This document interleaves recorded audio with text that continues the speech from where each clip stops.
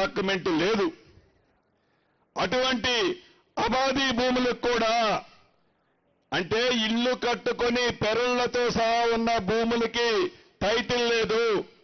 అటువంటి భూములను అబాధీ భూములు అంటాము, శిఖము భూములు అంటాము.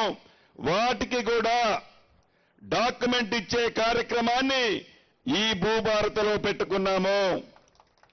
అంతేకాదు భవిష్యత్తులో రాబోయే రోజుల్లో ఎవరైనా భూమి అమ్ముకొని భూమి కొనుక్కునే వాళ్ళు రిజిస్ట్రేషన్ చేసుకోవాలి అంటే సరిహద్దులతో ఉన్న మ్యాపును పెట్టి రిజిస్ట్రేషన్ చేసుకునే అవకాశాన్ని కల్పించాము. ఎందుకంటే భవిష్యత్తులో కష్టపడి సంపాదించిన ఆస్తి పంచాయతీల పాలు కావద్దు అన్నది ఈ భూభారతి యొక్క ముఖ్య ఉద్దేశము. అంతేకాదు అమ్మకుండా ఉన్నా నా భూమికి సరిహద్దులతో నేను మ్యాప్ ఇస్తాను, ఆ మ్యాప్ని అప్రూవ్ చేయండి అని ఏ రైతన్నన్నా అడిగితే దాన్ని కూడా అప్రూవ్ చేపిస్తాము. అంతేకాదు ఈనాడు సర్వేర్లు లేక చాలా ప్రాంతాల్లో ఇబ్బంది పడుతున్నారు. దానికోసమని ప్రభుత్వం మీద అదనపు భారం పడద్దు అని ప్రతి మండలానికి ప్రతి జిల్లాకి అర్హులైన వాళ్ళని రాష్ట్ర వ్యాప్తంగా 6,000 మందికి ట్రైనింగ్ ఇచ్చి వారికి లైసెన్స్ ఇచ్చి లైసెన్స్ సర్వేర్లను కూడా మీ గ్రామాలకి పంపుతున్నాము. అంటే పేదోడి కష్టం తెలిసిన ప్రభుత్వం, పేదోడికి అండగా ఉండే ప్రభుత్వం అంటే ఒక చట్టం చేస్తే ఇన్ని రకాలుగా పరిపరి విధాలుగా ఆలోచిస్తుంది. అంతెందుకు చట్టం చేశాం, చట్టానికి నియమ నిబంధనలు కూడా చేయాలి.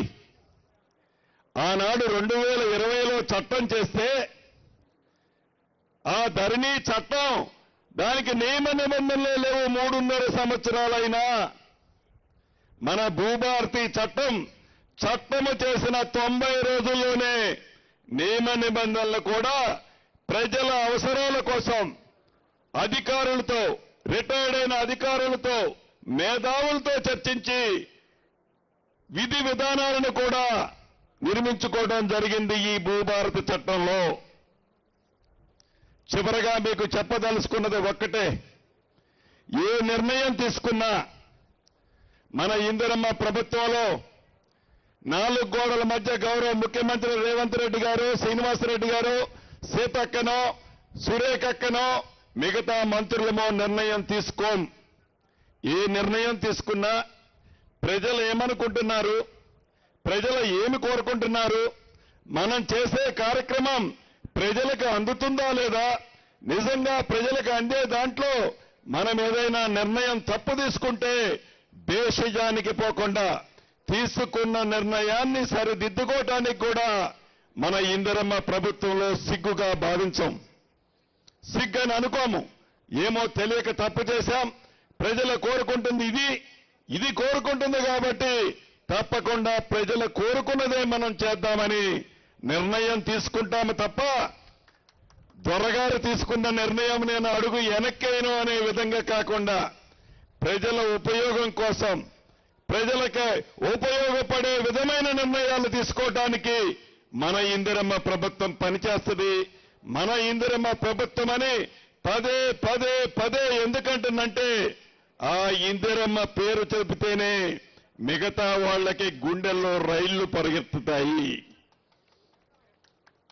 నిన్నగాక మొన్న మీరున్నారు,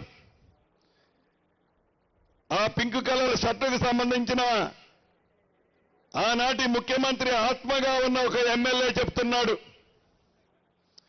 మన ఈ భూభారతిని లాంచింగ్ చేసుకున్నాం, ఇంకా కొన్ని గంటల్లో లాంచింగ్ జరుగుతుంది అనగా ఆ ఎమ్మెల్యే గారు అంటాడు, రియల్ ఎస్టేట్ చేసే బడా బాబులు గత ప్రభుత్వం దళారీలుగా ఉండి ఆ చట్టాన్ని ఉపయోగించుకొని హైదరాబాద్ చుట్టూ వేలాది ఎకరాలు కబ్జా చేసిన భూముల ద్వారా ప్రజల సొమ్ము, పేదోడు సొమ్ము అక్రమంగా వేల కోట్లు సంపాదించిన డబ్బుంది. ఆ డబ్బు పెట్టి మీ కష్టార్జితంతో ఇందిరమ్మ రాజ్యం రావాలని ఇందిరమ్మ రాజ్యాన్ని మీరు తెచ్చుకుంటే ఈ ఇందిరమ్మ రాజ్యాన్నట పశువుల్లో సంతలో పశువులను కొన్నట్టు మన శాసనసభ్యుల్ని ఆ బడాబాబులు ఇచ్చే వేల కోట్లు పెట్టి కొని ఈ ప్రభుత్వాన్ని కూలగొట్టాలని అనుకుంటున్నారట. కూలగొట్టనిద్దామా? కూలగొట్టనిద్దామా? అది వాళ్ళు పగటి కలలకు అంటున్నారు.